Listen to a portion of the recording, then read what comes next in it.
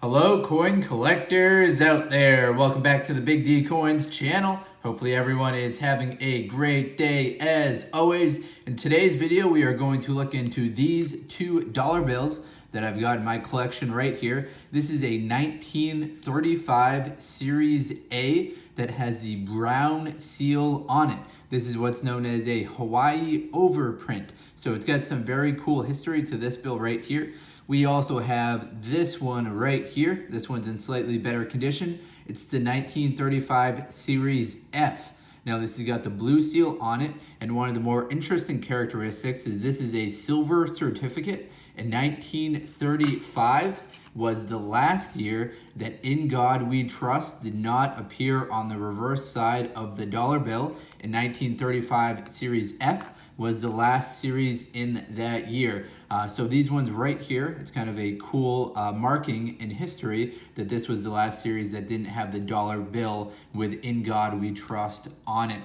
I've also got these dollar bills down here, which I'll kind of breeze through pretty quickly, but there's got some cool history to these ones right here. This one just happens to be a dollar bill that's a little bit of a misprint. So you can see that it's got a wider siding on this side right here than on this side. So that makes it a little bit of a variety. Some people think that decreases the value of the dollar bill. Some people think it increases the value of it if it's kind of makes it a little bit more rare that they miscut the bill. Unfortunately, it would have to be out of place significantly for it to be worth a lot of money.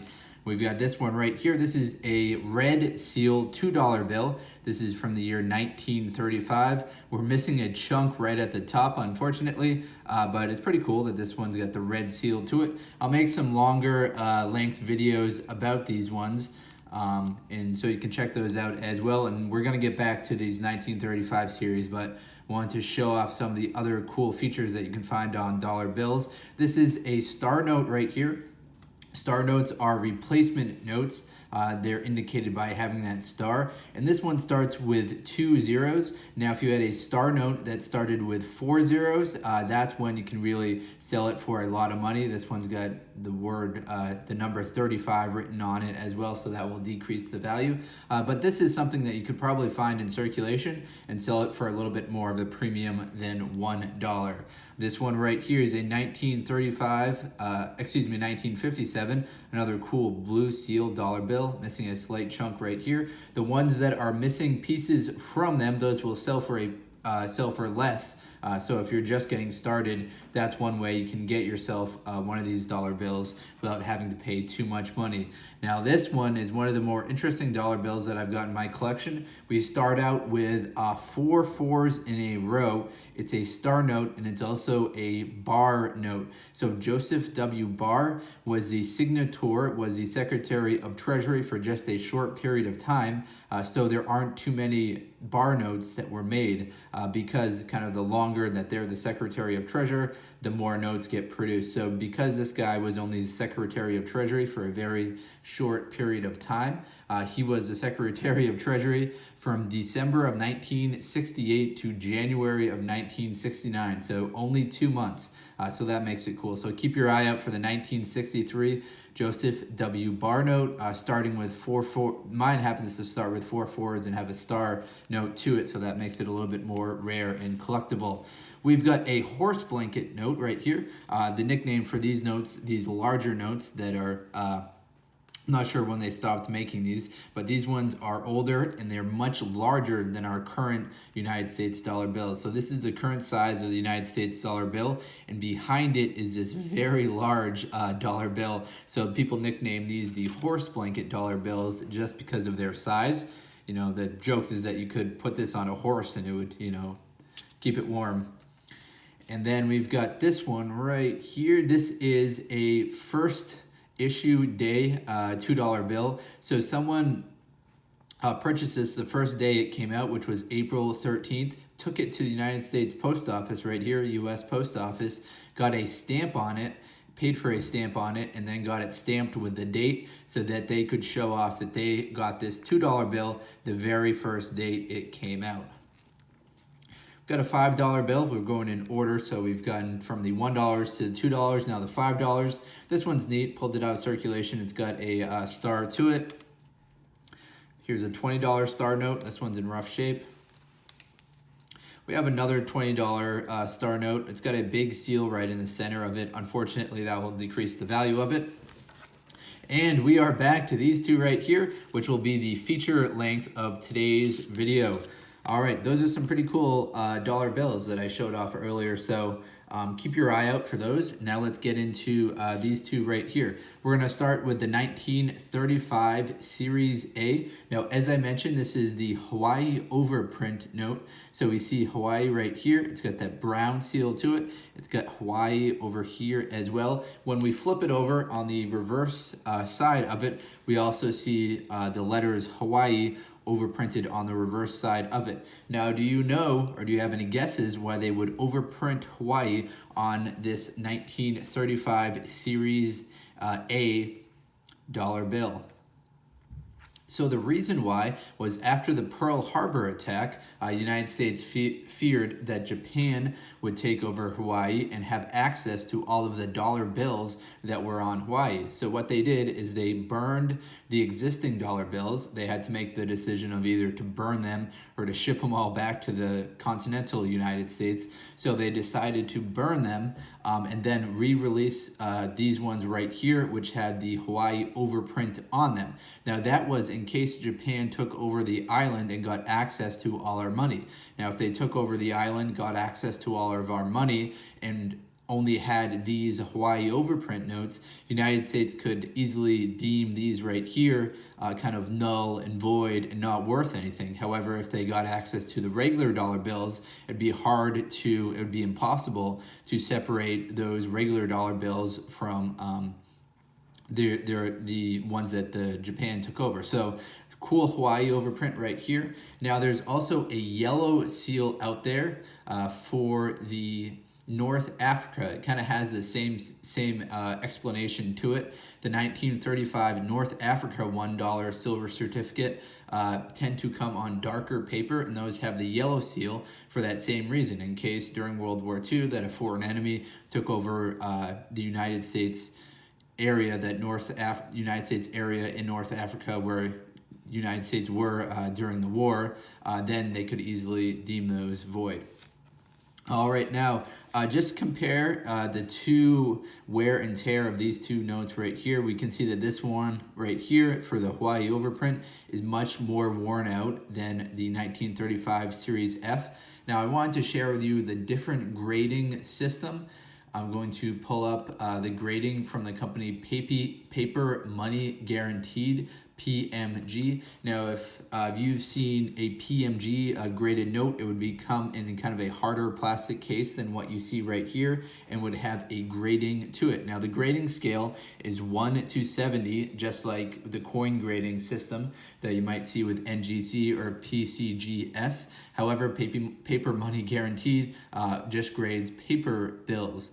Now, their scale goes to 70, as I mentioned. The lowest grade out there is a 4, and those are what's known as the good condition.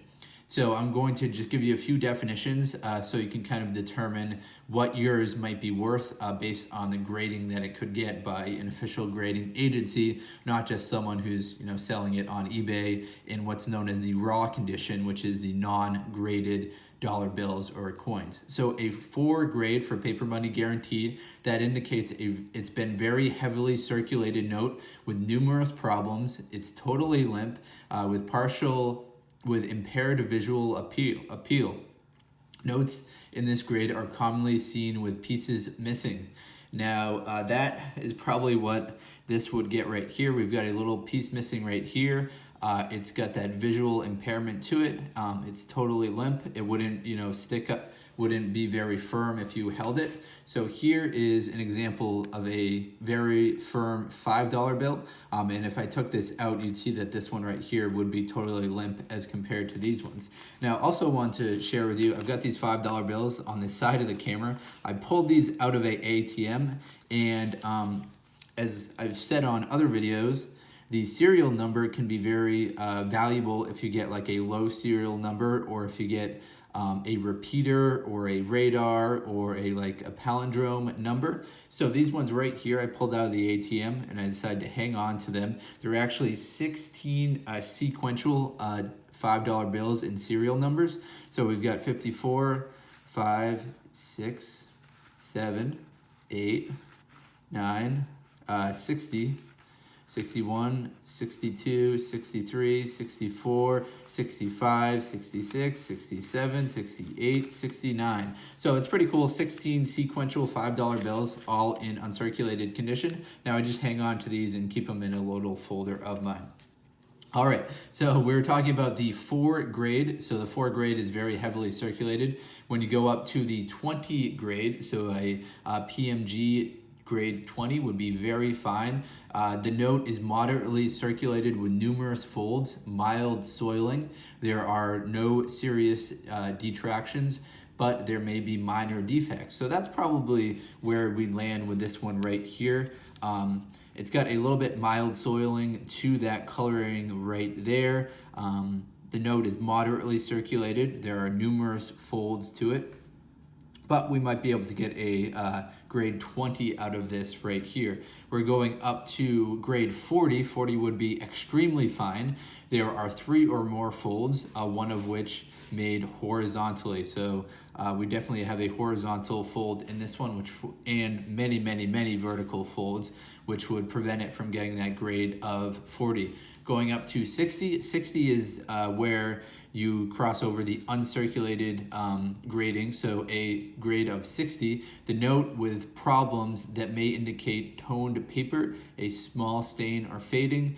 There will be handling issues, but there is no folds through the design. So if your bill has no folds to it, like these ones right here, that will increase the value. Now let's go right up to 70. So 70 is the highest grade that PMG gives. So a 70 gem uncirculated, this is the highest grade assigned. Notes must have no evidence of handling at visible at 5 times magnification. So even to the naked eye, it has to be uncirculated at 5 times magnification. The margins and restrictions must appear centered to a unaided eye. So the margins in the is how much space is in between right here and right here, the sides and the top and the bottom. So you want yours to be cut as evenly as possible. And so all of that has to occur for it to get that 70 designation to it. Now I want to talk about the difference with the silver certificates. So 1935, they were still issuing the blue seal and we had the brown seal silver certificates. Now these right here, they say in silver payable to the bearer on demand. I'm going to compare that to these bills right here. These are Federal Reserve notes and there's no actual promise to pay on these. It just says $5 Federal Reserve. So that's the difference between the current bills, and one of the differences between the current bills and the older bills right here. The other, as I mentioned earlier in the video, is that these will not have "In God We Trust" on them. So we flip it over, we see "In God We Trust" on this bill right here. If I got some more modern ones, so this is the 5, here's a more modern 20, we see "In God We Trust." I'll grab a $2 bill. So this is that 1976 Bicentennial $2 bill. When we flip it over, we see "In God We Trust" as well. So 1935 Series F is going to be the last series in the dollar bill that will not, or any of the US currency that will not have "In God We Trust" on the reverse. I'll flip it over just so you can get a good look at it, and you'll see that there is no "In God We Trust" on the reverse side of this $2 bill. Now, the value of the United States dollar bills can also depend on who signs it. So let me pull up the information for who signed this one right here.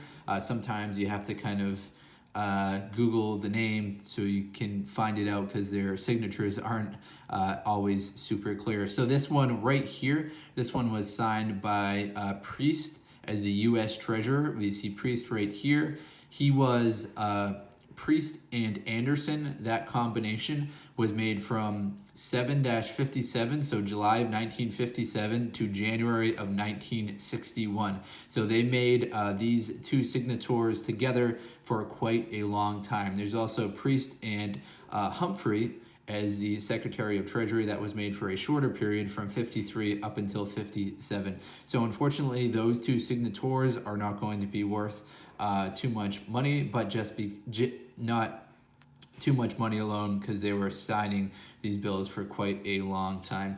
All right, everyone, we're at the 15-minute mark. Sorry I couldn't cover too much more. I'll make some more videos. I've also got plenty of foreign bills to show off as well, and we can do some more in-depth videos on the bills that I was talking about earlier. All right, everyone, thank you very much for watching this video. If you're still watching at this point, please do subscribe. Thank you very much, and have a great day. Enjoy.